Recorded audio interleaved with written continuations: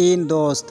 ایک دفعہ حضور صلی اللہ علیہ وسلم نے اپنے صحابہ کرام رضی اللہ تعالیٰ عنہم کا اچھا اور بامعنی واقعہ سنایا۔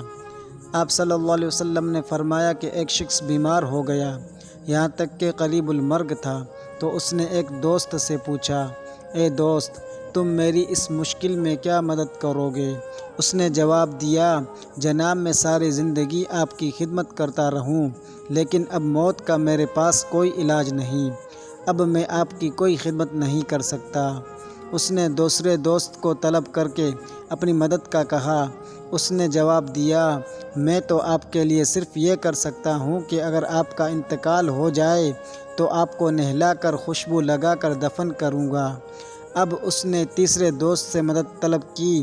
اس نے کہا، میں آپ کا موت کے بعد بھی ساتھ دوں گا، قبر میں آپ کے ساتھ جاؤں گا اور قیامت کے دن آپ کے ساتھ نکلوں گا اور آپ کے ساتھ ہی رہوں گا۔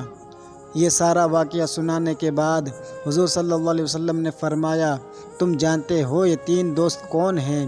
پہلے کا نام مال، دوسرے کا نام عیال یعنی رشتہ دار، اور تیسرے کا نام اعمال جو ہمیشہ انسان کے ساتھ رہیں گے۔